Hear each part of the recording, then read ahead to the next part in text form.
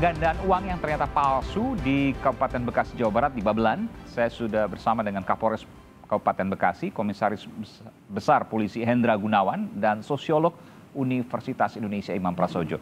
Pak Kapolres, saya ingin bertanya Pak Kapolres, terkait dengan video yang viral terkait dengan penggandaan uang tadi, apakah kemudian ada orang-orang yang datang ke tersangka Herman untuk meminta menggandakan uang?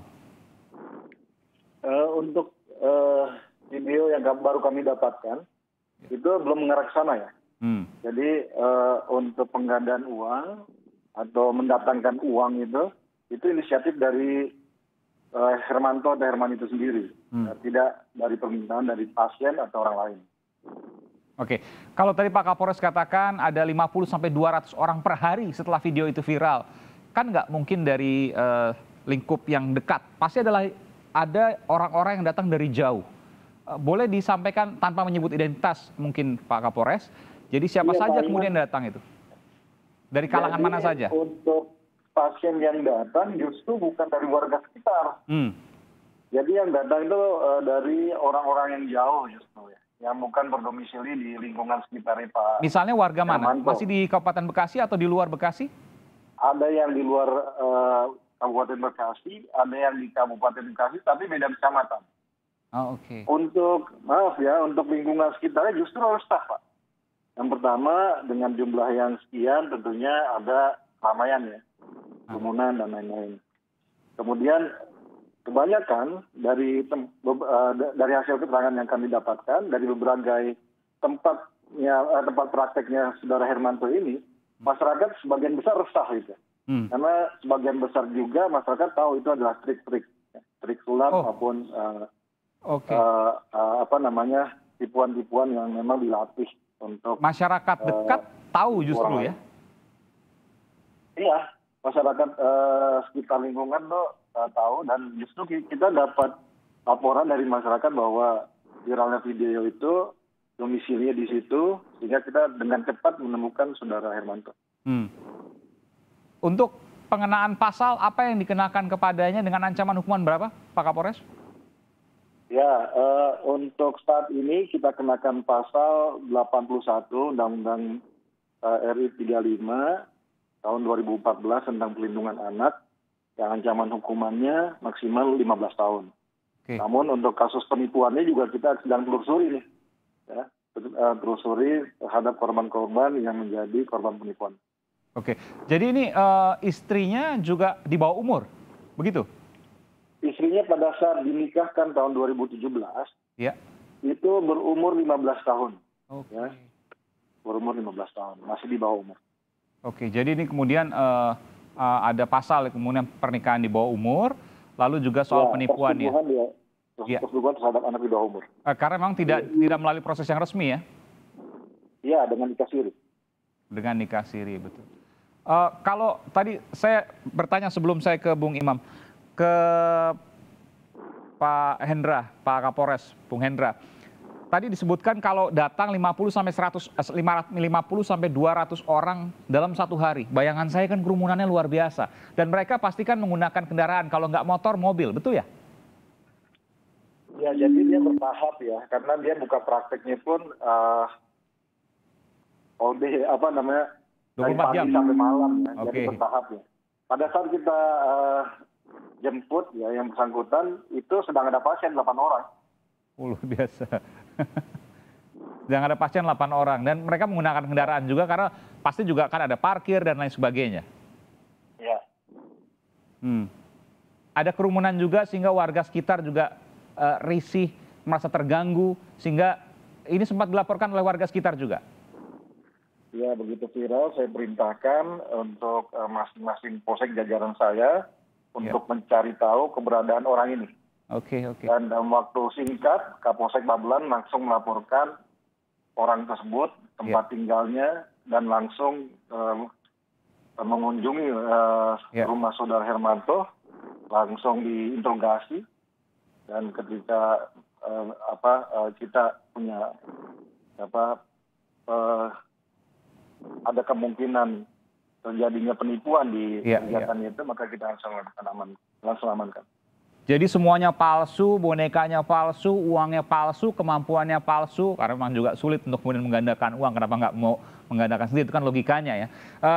Tapi mungkin ada saksi yang juga sempat dimintai keterangan oleh pihak kepolisian. Kenapa orang yang datang maksud saya, kenapa kemudian ia begitu mudah percaya kepada Herman ini? Pak Herman. Pak Hendra, Ya, maaf. penampilannya ya. Penampilannya dia gaya bicaranya sangat percaya diri ya. Dia menggerakkan orang suruh geser ke kanan, ke kiri, ya, terus melakukan aksinya itu sangat percaya diri. Karena memang dia sepertinya sudah melatih ya untuk melakukan aksinya itu. Kita lihat di videonya juga dengan terampilnya dia seperti orang yang mampu menggandakan dan menghadirkan uang. Luar biasa. Padahal itu adalah teknik sulap. Iya, iya. Jadi pengobatannya dia sudah berlatih, cara penyampaian komunikasinya meyakinkan, bikin video penggandaan uangnya juga meyakinkan karena sering berlatih. Bung Imam, ini luar biasa. Jadi ini practices make perfect, ini tapi digunakan untuk hal-hal yang negatif. Ya, kalau dari satu sisi ini kan orang yang kreatif negatif. Iya. Ya, dan dia tahu persis psikologi alam pikir dari masyarakat kita yang rentan, yang dia manfaatkan dengan sangat jitu ya.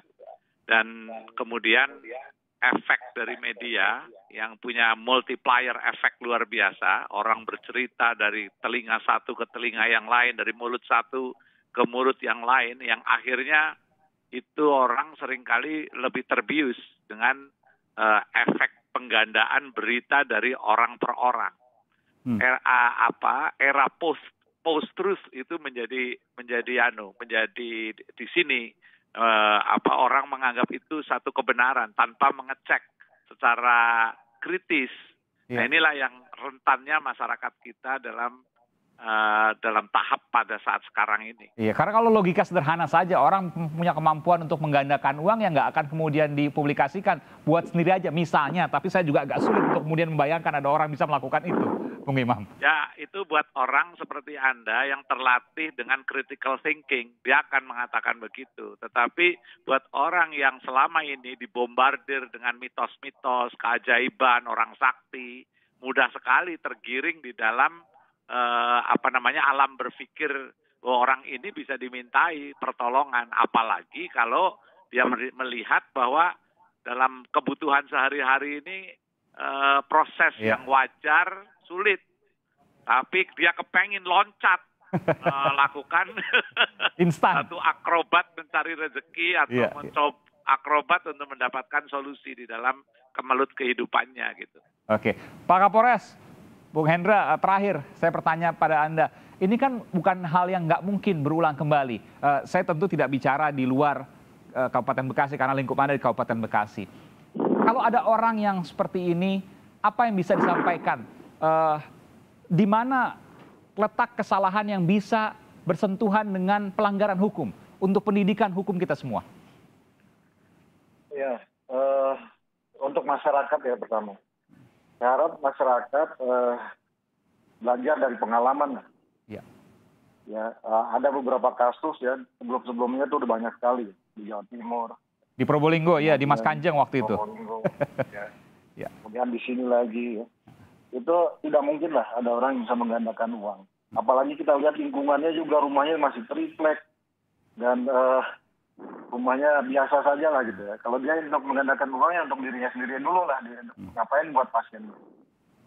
Kemudian bagi orang-orang yang ingin melakukan aksi penipuan seperti ini, saya harap hentikanlah, karena ini yang pertama tentunya akan merugikan bagi diri sendiri, dan ini sudah terbaca.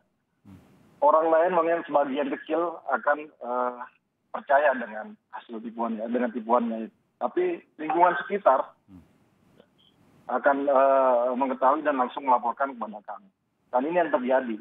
Begitu viral video, kita langsung melakukan pencarian dan sangat cepat laporan yang kami terima dari masyarakat di sekitar lingkungan dari saudara Hermanto itu sendiri. Dan ternyata ada kesalahan lain yang terkait dengan pernikahan di bawah umur, ya, persetubuhan di bawah umur, yang kemudian ancaman hukumannya luar biasa, 15 tahun penjara dari satu kasus itu saja. Itu yang kemudian terungkap dari sini. Baik, terima kasih, apresiasi untuk pihak kepolisian Kabupaten Bekasi ya, Kepolisian Metro Kabupaten Bekasi dengan Kapolresnya Pak Komisaris Besar Polisi Hendra, dan juga ada Bung Imam Prasojo, sosiolog dari Universitas Indonesia. Terima kasih atas pesan-pesan yang bermanfaat hari ini. Terima kasih, selamat malam, sehat selalu. Saudara, mulai hari ini 12 Polda berlakukan